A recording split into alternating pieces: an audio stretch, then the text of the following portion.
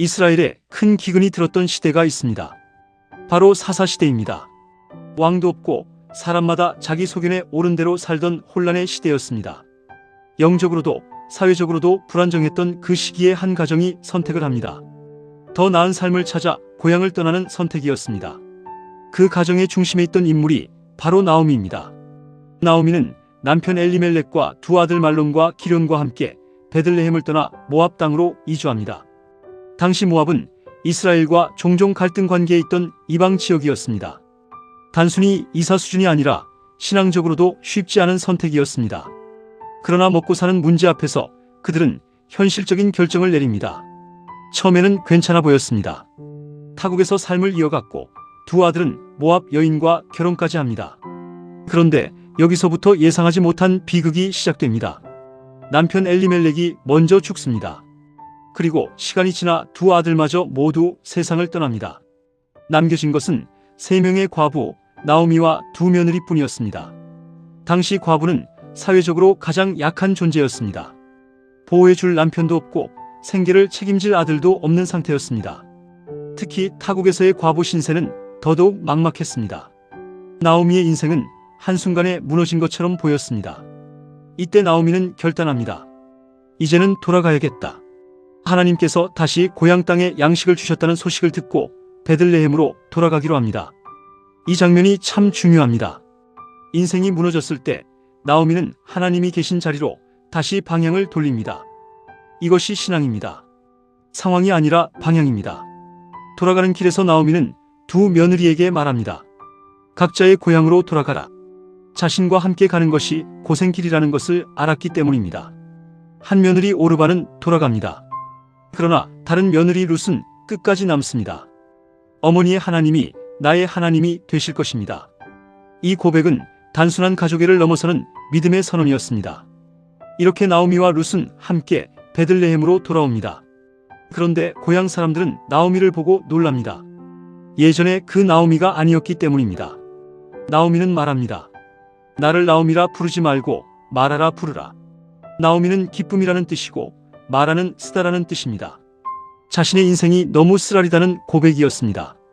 이 장면에서 우리는 나오미의 솔직함을 봅니다. 신앙이란 늘 강한 척하는 것이 아닙니다. 아플 때는 아프다고 말하는 것입니다. 나오미는 자신의 고통을 숨기지 않습니다.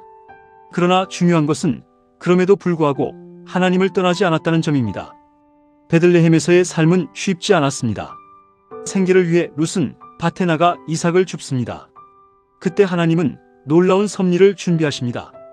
룻이 우연히 들어간 밭의 주인이 바로 보아스였습니다. 그는 나오미 남편의 친족이었습니다. 보아스는 룻의 성품과 헌신을 보고 은혜를 베풉니다. 그리고 결국 룻과 결혼하게 됩니다. 이 결혼은 단순한 사랑 이야기가 아닙니다. 한 가정을 회복시키는 하나님의 계획이었습니다. 룻과 보아스 사이에서 오벳이 태어나고 그는 다윗 왕의 할아버지가 됩니다. 그리고 이 계보는 결국 예수 그리스도로 이어집니다. 여기서 우리는 아주 중요한 사실을 발견합니다. 모든 것을 잃은 것 같았던 나오미의 인생이 하나님의 구속 역사 속에서 가장 중요한 연결고리가 되고 있었다는 사실입니다. 절망의 끝이라고 생각했던 그 자리가 사실은 하나님의 계획이 시작되는 자리였습니다. 나오미는 처음에는 모든 것을 잃은 사람처럼 보였습니다. 그러나 마지막에는 손자 오벳을 품에 안고 기쁨을 회복한 여인이 됩니다. 인생의 방향이 완전히 바뀌었습니다. 하나님은 그녀의 삶을 다시 써내려가셨습니다. 그렇다면 우리는 나오미를 통해 무엇을 배울 수 있을까요? 첫째, 인생이 무너질 때 방향을 잃지 말아야 합니다. 나오미는 고통 속에서도 하나님께로 돌아갔습니다. 상황이 아니라 방향이 중요합니다.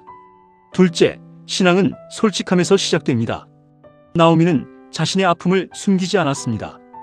그러나 하나님을 원망하며 떠나지 않았습니다. 이것이 진짜 믿음입니다. 셋째, 하나님은 우리의 빈자리를 통해 일하십니다. 나오미는 모든 것을 잃었지만 그 빈자리 속에서 하나님의 계획이 시작되었습니다.